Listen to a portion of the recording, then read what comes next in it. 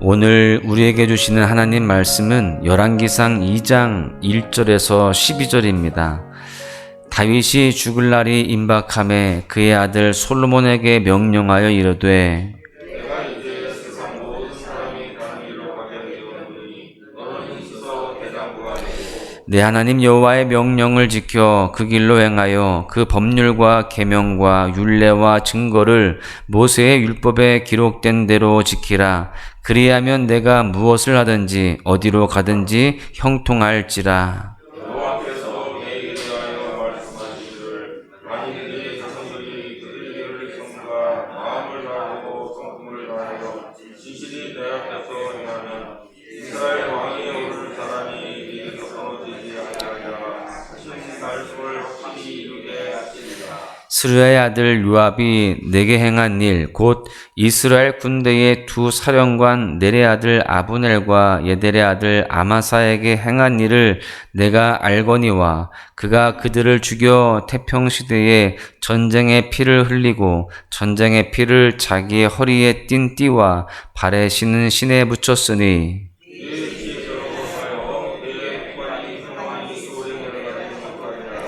마땅히 길르앗 바르실레의 아들들에게 은총을 베풀어 그들이 내 상에서 먹는 자 중에 참여하게 하라. 내가 내 형 압살롬의 낯을 피하여 도망할 때에 그들이 내게 나아왔느니라.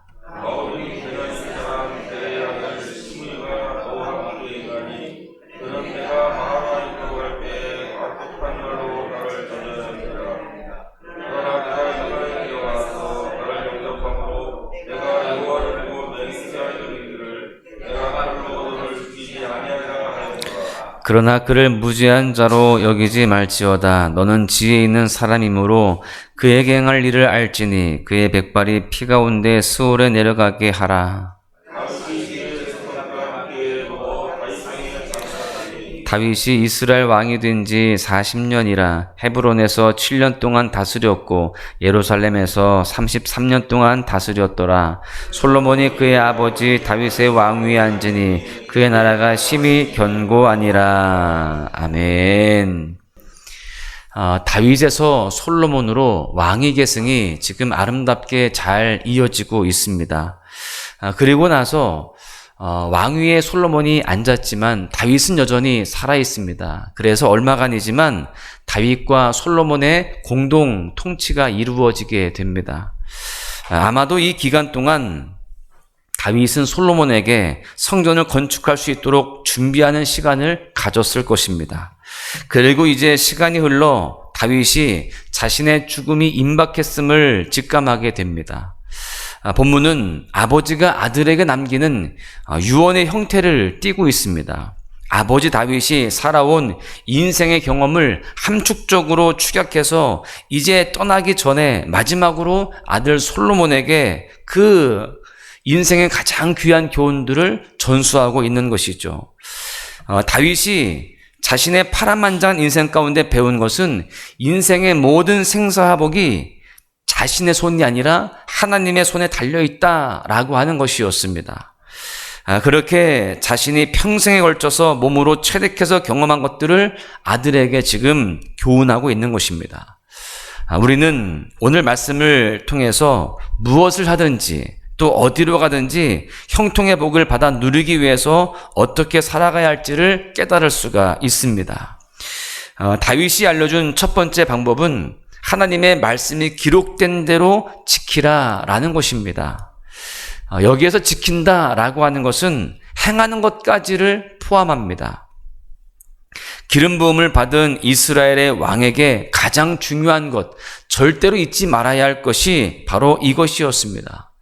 솔로몬이 왕으로서 하나님 앞에 성공하는 것도 또 실패하는 것도 바로 이 순종에 달려있다라고 하는 것이죠. 사실 어떤 대단한 제사보다도 하나님의 말씀 앞에 순종하는 것이 최고라는 사실은 이미 사무엘이 사울에게 알려준 사실이었습니다. 사무엘상 15장 22절에 보십시오. 사무엘이 이르되 여호와께서 번제와 다른 제사를 그의 목소리를 청중하는 것을 좋아하심같이 좋아하시겠나이까. 순종이 제사보다 낫고 듣는 것이 순양의 기름보다 나으니. 지금 사무엘이 사울에게 교훈했던 이 교훈을 다윗은 기억하고 있었습니다. 그리고 그가 살아온 삶을 통하여서 순종이 가장 중요한 이스라엘의 왕으로서 갖춰야 할 덕목이라는 사실을 이제 그 아들 솔로몬에게 전수해 주고 있는 것입니다. 사실 다윗 정도면 군사적으로나 정치적으로나 굉장히 뛰어났기 때문에 알려주고 싶은 것들이 더 많았을 것입니다. 외적이 침략해 오면 어떻게 방어를 해야 하는지, 정치적으로는 어느 나라와 동맹을 맺어야 더 외교적으로 또 유익한지, 또 여러 가지 그런 노하우들을 전수할 수 있었을 것입니다. 또한 다윗이 자기가 죽은 이후에 어떤 사람들을 중용하면 더 이 왕위를 이끌어가는 데 있어서 더 도움이 되는지 그런 것들도 알려줄 수 있었을 것입니다. 그런데 다윗은 그렇게 하지 않습니다. 여호와 하나님의 기록된 말씀을 지켜 행하라는 것, 그것을 위해서 힘써 대장부가 되라, 이 말씀을 가장 먼저 하고 가장 강조하고 있는 것입니다. 힘써 대장부가 되라. 결코 꺾이지 않는 마음을 가지고 누가 뭐라고 하든 하나님의 말씀 앞에 순종하는 하나님의 사람이 되라는 것을 지금 이 솔로몬에게 전수해주고 있습니다. 사실 때때로 삶을 살다 보면은 마음이 꺾일 때가 있습니다. 차라리 이쯤에서 꺾이는 것이 낫겠다 싶은 순간들이 올 때도 있다라는 것이죠. 사실 다윗도 그랬습니다. 하나님의 사람으로서 멋지게 살았던 순간들도 있었겠지만 연약하고 비참한 죄인의 모습을 보인 적도 있었습니다. 또한 압살롬의 반역 앞에서는요, 안 되는 줄 알지만 아버지로서 측은한 마음에 모른 척 넘어가고 싶었던 순간들도 있었습니다. 죄를 단호하게 처벌하지 못하고 그만 꺾여버린 것이죠. 자신이 그랬기 때문에 이제 아들 솔로몬에게는 힘써 대장부가 되라고 이야기를 해줍니다. 힘써 대장부가 되어서 기록된 말씀대로 하나님의 뜻대로 살아가라라는 것이 아들 솔로몬을 향한 아버지 다윗의 마음이었던 것입니다. 오늘 우리에게는 기록된 말씀인 성경이 주어졌습니다. 바울은 디모데를 향하여서 성경의 유익에 대해서 이렇게 말씀합니다. 디모데후서 3장 15절에 보시면 또 어려서부터 성경을 알았나니 성경은 능히 너로 하여금 그리스도 예수 안에 있는 믿음으로 말미암아 구원에 이르는 지혜가 있게 하느니라. 구원에 이르는 지혜가 있게 하는 것, 그것이 바로 우리에게 주어진 성경입니다. 성경에 기록된 말씀대로 지켜 행하며 살아간다면 우리가 무엇을 하든지 어디로 가든지 형통의 복을 누리며 하나님을 기쁘시게 하는 삶을 살아가게 되는 줄로 믿습니다. 두 번째는요, 공의를 실천해야 된다라고 하는 것입니다. 라이프 성경 사전에는 공의에 대해서 이렇게 설명합니다. 하나님의 완전하고 의로운 법을 기준으로 잘못된 것이나 잘된 것을 가감없이 판단하고 심판하는 행위라고 되어 있습니다. 오늘 본문에 보니까 다윗은 마지막으로 이 공의의 실천을 솔로몬에게 당부하는데요. 공의의 실천은 잘못된 것에 대한 심판과 또 잘된 것에 대한 보응을 말합니다. 그러면서 세 명의 인물을 언급을 합니다. 스루야의 아들 요압, 바르실레의 아들들, 게라의 아들 시므이입니다. 본문을 보면 요압과 시므이는 잘못된 것에 대한 심판이고요, 바르실레의 아들들은 잘한 것에 대한 보응입니다. 우리가 이미 다 살펴보았듯이 요압은 다윗에게 충성했으며 또한 군사적으로 뛰어난 장군이었습니다. 과거 압살롬의 반역에 가담하지도 않았고 당연히 군대에 끼치는 영향력도 컸을 것입니다. 그래서 아도니아도 반역을 일으켰을 때 요압을 제일 먼저 자기의 편으로 그렇게 규합했던 것을 우리가 볼 수 있습니다. 그런데 요압은 무죄한 피를 흘린 죄가 있습니다. 복수를 위해서 아브넬을 죽였고요, 개인의 욕심 때문에 아마사를 죽였습니다. 그리고 자신의 아들 압살롬을 죽이는 그러한 죄도 있었습니다. 여러분, 이러한 요압에 대해서 지금 다윗은 공의롭게 행해라 라고 이야기합니다. 무고한 피를 흘린 요압에 대해서 공의의 심판을 내리는 것은 이스라엘의 왕으로서 해야 할 일이다라는 겁니다. 자기 자신은 아들 압살롬을 죽였다는 감정이 있었기 때문에 그 감정에 의해서 요압을 숙청하기에는 공의롭다라고 할 수 없는 상황이었습니다. 그래서 지금 자신은 사사로운 정 때문에 그대로 두었지만 아들 솔로몬이 이 일을 지혜롭게 공의롭게 실천하기를 원했던 것입니다. 시므이도 마찬가지입니다. 시므이는 다윗이 압살롬에게 쫓겨서 예루살렘을 떠날 때에 저주를 퍼부었던 사람이죠. 다윗은 압살롬의 반역으로 인해서 자신의 처지가 하나님의 징계라는 그런 사실로 여겼기 때문에 시므이의 저주를 묵묵히 감당합니다. 이후에 압살롬의 반란을 진압하고 다시 예루살렘으로 돌아올 때에 시므이는 상황을 다시 판단해서 다윗의 편에 서기 위해서 마중하러 요단까지 나오는 그러한 모습을 보입니다. 이때 아비새가 이 시므이를 죽이겠다라고 이야기하지만 다윗은 시므이를 용서할 것을 명합니다. 여러 가지 이유가 있었을 거예요. 시므이가 가지고 있는 정치적인 영향력도 있었을 것이고요. 또한 주변의 사람들의 반감도 의식이 되었을 것입니다. 아무튼 다윗은 그 당시에 시므이를 죽이지 않기로 합니다. 그 시므이가 지금 솔로몬과 함께 있고 다윗 자신은 죽이지 않기로 약속했기 때문에 넘어갔지만 하나님의 기름 부음 받은 자를 저주했던 시므이에 대한 징계를 솔로몬에게 맡긴 것입니다. 그런 반면 바르실레의 아들들은 잘한 것에 대한 보응이었어요. 바르실레는 다윗이 압살롬의 반역으로 도망자가 되었을 때 다윗과 그를 따르는 사람들에게 먹을 것으로 공개했습니다. 반역이 진압되고 다윗은 바르실레를 예루살렘으로 데려가서 은혜를 갚고자 하지만 그들은 그렇게 하지 않습니다. 그래서 그의 요청으로 그의 아들들에게 은혜를 베풀기로 약속을 합니다.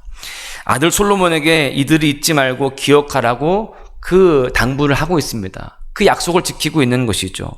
여러분, 잘한 것은 상을 주고 잘못한 것은 응당한 대가를 치르게 하는 것이 바로 공의로움입니다.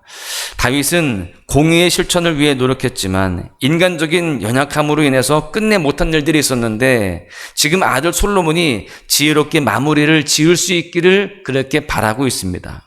무엇을 하든지 어디로 가든지 형통을 누리기 위해서는요, 이러한 공의의 실천이 반드시 필요한 것입니다. 결론의 말씀을 드리겠는데요, 세상 모든 아버지의 마음은 자녀가 나보다 잘 되는 것이라고 합니다. 다윗은 솔로몬이 자신보다 더 나은 왕이 되기를 바랬습니다. 그러기 위해서 힘써 대장부가 되어서 하나님의 말씀을 지키고 공의를 실천하는 사람이 되기를 바랬던 것입니다.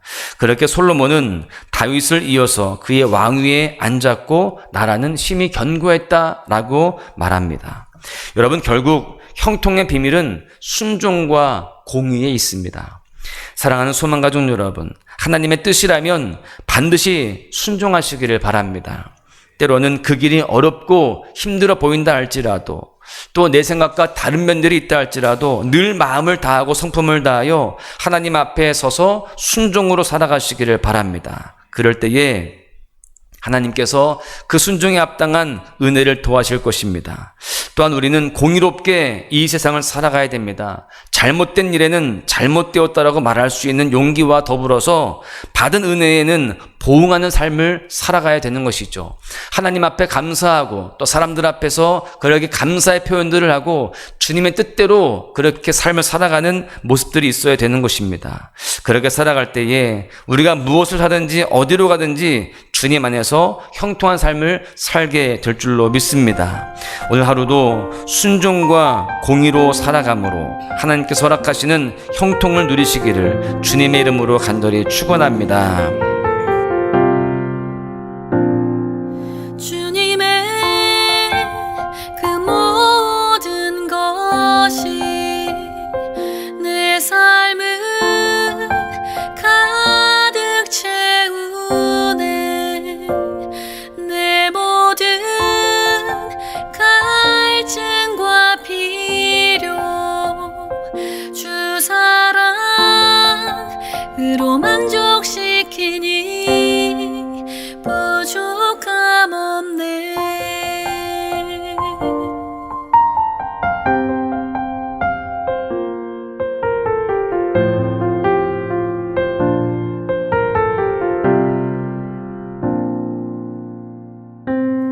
나의 공급자 또 내 생명 놀라우신 하나님 주 나의 상급 삶의 이유 놀라우신 하나님 주님의 그 모든 것이 내 삶을 가득 채우네. 내 모든 갈증과 필요 주 사랑으로 만족시키니